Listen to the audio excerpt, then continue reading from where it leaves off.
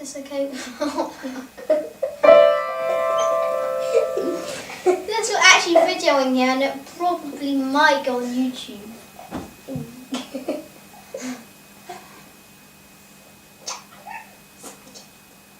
Okay, sis, we go in together, and are you ready?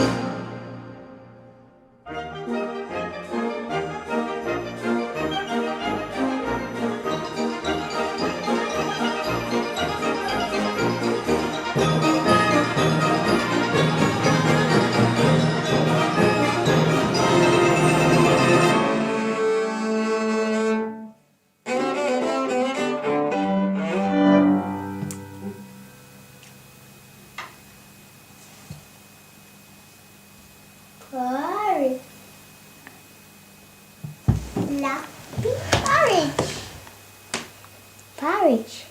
Sloppy porridge.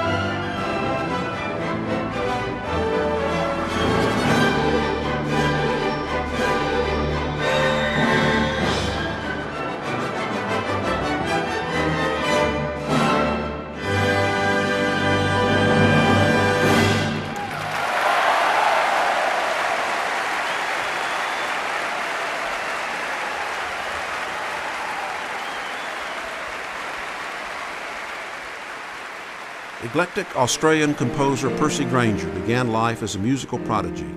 His first studies on piano with his mother led to a career as a concert pianist before the age of 20, with sensational successes in England, Australia, and South Africa. In 1906, composer Edvard Grieg was so impressed that he invited Grainger to premiere Grieg's piano concerto later that year in Leeds, England. Given this success as a pianist, Grainger's position as a relative unknown in the ranks of 20th century composers is difficult to assess. He was a remarkable innovator, using irregular rhythms before Stravinsky, predating Varese in experimental electronic music, and pioneering in folk music collection in 1901, 2 years earlier than Bartók. It was around this time that Grainger took a keen interest in the folk songs of Lincolnshire, England. Grainger befriended the folk singers of the region and notated their folk songs, in the process developing an affinity for their unique ways. Grainger later wrote, "These folk singers were kings and queens of song. No concert singer I have ever heard approach these rural warblers in variety of tone quality, range of dynamics, rhythmic resourcefulness, and individuality of style. Our concert singers can show nothing better, and often nothing as good, as slavish obedience to the tyrannical behests of composers. What dull dogs they are, with their monotonous mooing and bellowing between mezzo forte and fortissimo, and with never a pianissimo to their name. But our folk singers were lords in their own domain. They were at once performers and creators." In 1906, Grainger acquired an Edison cylinder phonograph and set about to record the folk songs he had notated during the previous 6 years.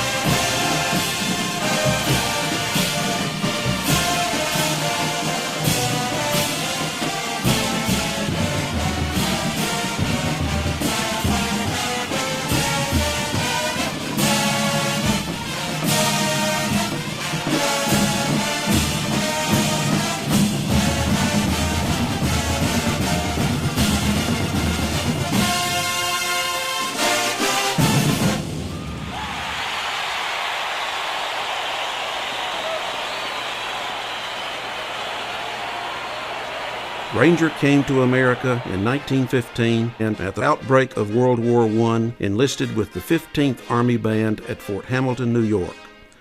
During his Army Band time, Grainger was exposed daily to all manner of wind and percussion instruments, later writing that he had always longed for such a thrilling and compositionally instructive experience. After his discharge from the military in 1919, Grainger resumed touring as a pianist and began teaching piano in Chicago in the summer months. During the 1932-33 academic year, Grainger was head of the music department at New York University. Several of his compositions and band arrangements were premiered by the Goldman Band in New York, and he frequently appeared as its guest conductor or piano soloist. The connection with the Goldman Band produced a commission from Edwin Goldman's newly formed American Bandmasters Association in 1937. For this commission, Grainger chose to write a work based on 6 of the folk songs he had gathered some 30 years earlier in Lincolnshire. This bunch of musical wildflowers, he said, is dedicated to the old folk singers who sang so sweetly to me. In a letter to his friend and composer Roger Quilter, dated February 14, 1937, Grainger wrote of his excitement about the piece and its imminent premiere. Thanks, darling Roger. I've been having such a lovely time. The American Bandmasters Association have asked me to prepare some military band works, if serious, for their convention in Milwaukee, March 7. So I'm composing a Lincolnshire Posy on folk tunes I gathered in Lincolnshire, Dublin Bay, Hawkstow Grange, and Rufford Park Poachers. In Hawkstow Grange, a tune I'm very fond of, the phrase marked X gets new harmonies each verse, with a heightening of discordant intenseness each time. The clash of G natural, G sharp, C natural, C sharp in the 4th verse gave Ella and me a real thrill. It had a nervous sound somehow.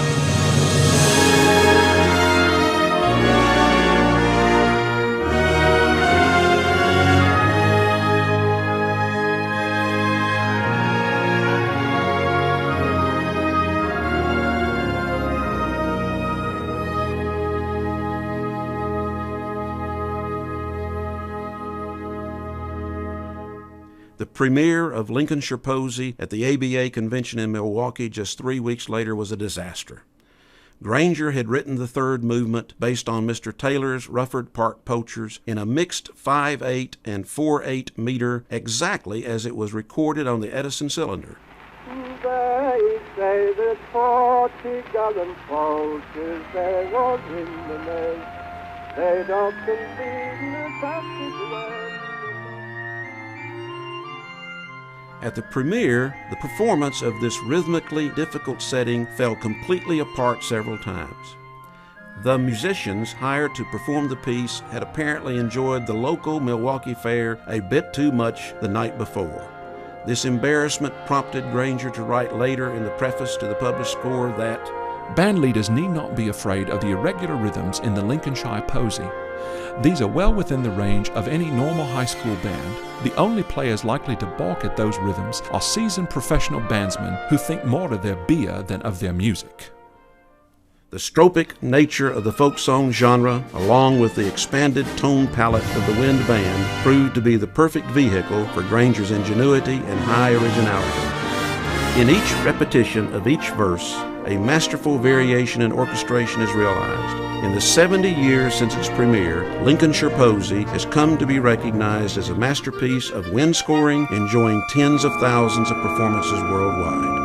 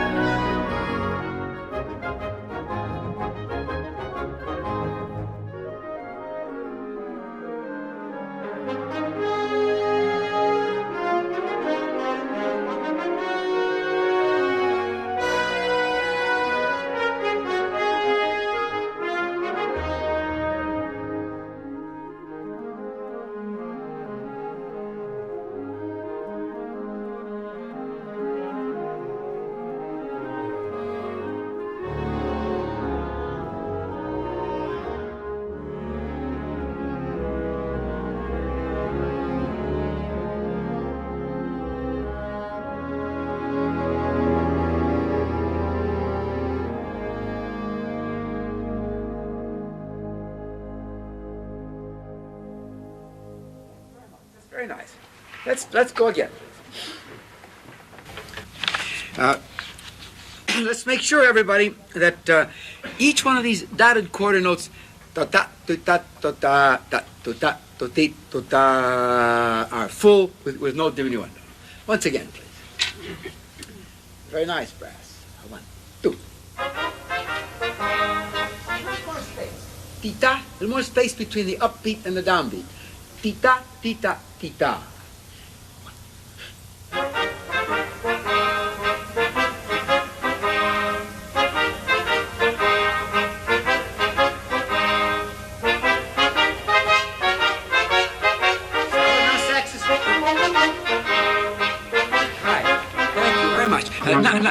Don't think short saxes. I know there are dots, but think what ta ta ta ta, kind of really sticky eighth notes, ta ta ta ta, and out of nowhere, you must suddenly be there. One more time.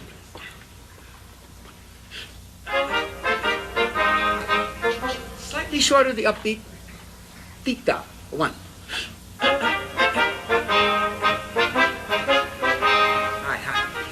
Watch the pitch of that first A flat major chord, would you please? Make sure that the C. That's good. That's just what I need. Thank you. We can put some blue paint on that and take it to Chicago. That's all I need. Once again, the pitch of the first A flat major chord. 1. That's second bar. Let's have the first note of the second bar. Second full bar.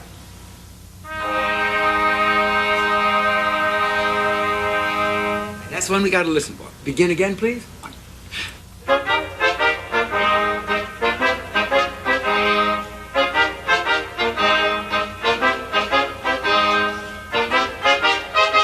Really big one, saxes. You must be an intrusion. Ta-ta-ti-tam.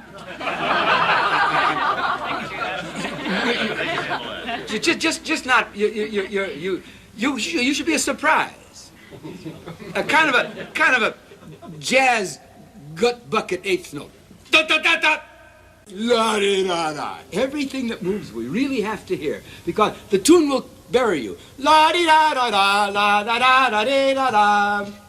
That's nice, but we need all this other stuff. Upbeat 34 now, please. No, only reeds now, no brass. Only now, but in tempo, please. But upbeat very long. 1, 2, 1. Not so much accent, but longer. 1.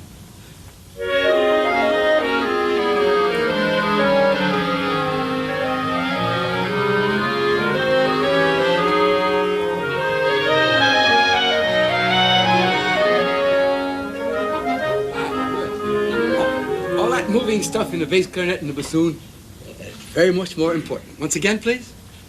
Everybody, really listen to this. 1, 2.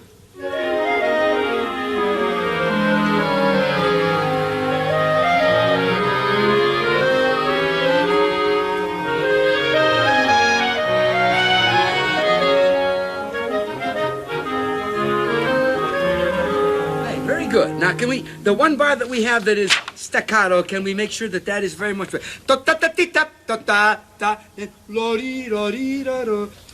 Stretch it as much as you can stretch it, please. Stretch as much as possible. 1. 1, 2, 3.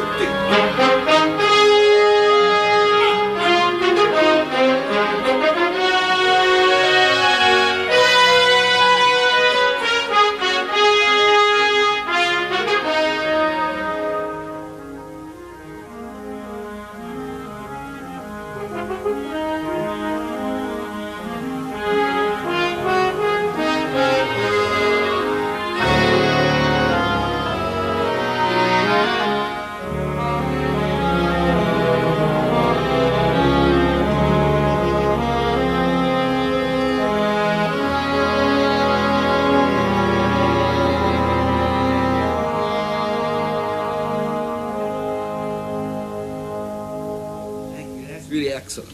Now, how about this big sound? Can we please have measure 60? Slowly. 1, 2.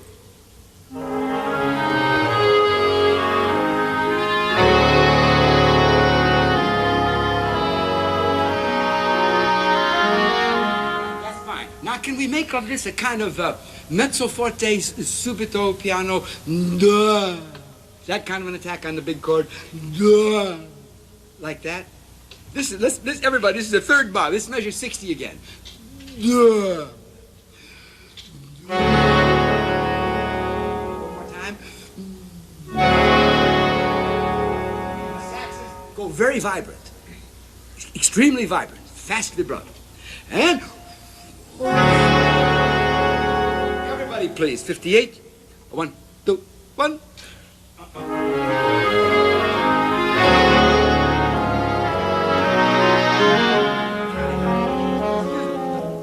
Stay louder. Don't make any diminuendo, crying. La-di-da-la-do. Don't make any diminuendo. Once again. I'm not going to go to heaven anyhow, most likely. Like it the way I want it here. Once again.